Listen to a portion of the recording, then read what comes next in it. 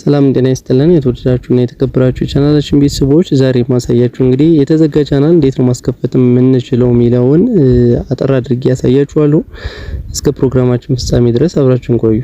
በተለያየ መንገድ የዩቲዩብን ህግ በምንጥስበት ጊዜ ቻናላችን ሊዘጋ ይችላል።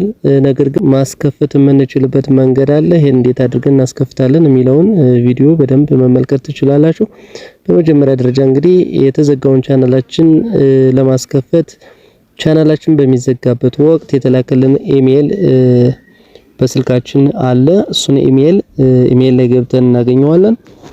ኢሜል አካውንታችን ቀጥታ ጂሜል ላይ ገብተን እናገኘዋለን። የዩቲዩብን ህግ በመጣስ ምክንያት ተዘግቶብሃል ኢሜል ደርሶኛል። ይሄ ምንድነው ማድረገው? እዚህ ጋር የቻናሌ የዩአርኤል ሊንክ አለ። ከዚች ጀምሬ http ከምትለዋ ጀምሬ እስከመጨረሻዋ ሊንኳን ኮፒ አድርጌ ይዛለሁ። ከዛ በኋላ ምንድነው ማደርገው? እዚች ጋር ሄር የምትላለች እዚች ጋር ማለት ነው። የፕሊ ሄር የምትል ይግባኝ መጠይቂዋ ማለት ነው። እዚች ጋር ሄር ትሉታላችሁ። ከተወሰነ ተጠብቁታላችሁ። ሎድ አድርጎ ይከፍትልናል። ፎርም ማለት ማመልከቻ ፎርም። ከዛ እዚህ ጋር እንደምትመለከቱት ፎርሞች አሉ። ፉል ኔም ይላል። ስማችሁን ጽፋላችሁ። እዚህ ጋር ትጽፋላችሁ። ለምሳሌ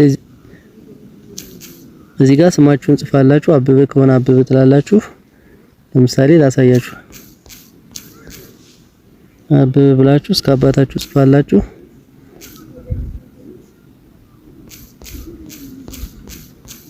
ስማችሁን ከጻፋችሁ በኋላ ታች ላይ ወደ ታች ስክሮል ታረጉና ኢሜል አድሬስ አለ። እዚህ ጋር ኢሜላችሁን ታስቀምጣላችሁ። የኔ ኢሜል ያው ራሱን የቻለ ኢሜል አለኝ፣ እሱን አስቀምጣለሁ።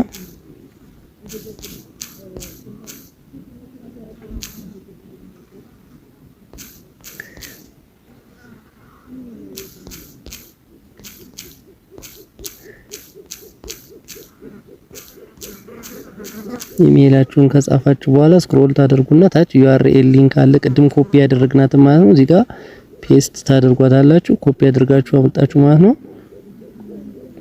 ከዛ በመቀጠል እዚህ ጋር ነው እንግዲህ ዋናው ቦታ። እዚህ ጋር እንዴት ነው ይቅርታ የምትጠይቁት? ለምሳሌ አሁን ቻናላችሁ የተዘጋ በኮፒራይት ምክንያት ከሆነ ስተታችሁን ካመናችሁ ስተታችሁን ካሁን በፊት በዚህ መሰረት ተሳስቼ ነበር፣ ነገር ግን ቀጣይ አስተካክላለሁ ወይም ደግሞ በአዲስ ኮንተንት መልሳለሁ፣ ደንበኞችን ወይም ተመልካቾችን ለመካስ ተዘጋጅቻለሁ አይነት ነገር ጽሁፍ ሊሆን ይችላል። እሱን ትጽፋላችሁ።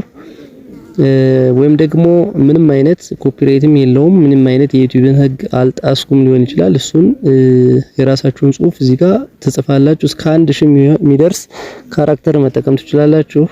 እስከ 1000 የሚሆን ስፔሊንግ መያዝ ይችላል ማለት ነው እዚህ ቦታ ላይ። ከዛ በኋላ እዚህ ጋር ትጽፋላችሁ የራሳችሁን ጽሁፍ ማለት ነው። በአማርኛ ጽፋችሁ ወይም ትራንስሌት አድርጋችሁ ወደ እንግሊዘኛ እዚህ ጋር ኮፒ አድርጋችሁ አምጣችሁ ፔስት ማለት ትችላላችሁ። አሊያ በአማርኛም ጽፉት ትችላላችሁ። ከዛ መጨረሻ ላይ እንደምትሉት ሰብሚት ትሉታላችሁ ማለት ነው።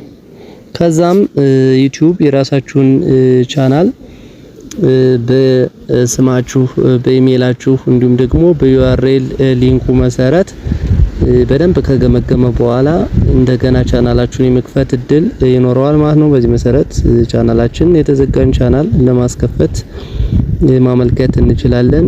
የመከፈት እድሉ በጣም ሰፊ ነው ማለት ነው። በዚህ መሰረት ቻናላችን ማስከፈት እንችላለን ማለት ነው። ዛሬ ያዘጋጀሁላችሁ ቪዲዮ ይመስል ነበር። በቀጣይ በሌሎች ፕሮግራሞች እስከምንገናኝ መልካም ጊዜ ይሁንላችሁ።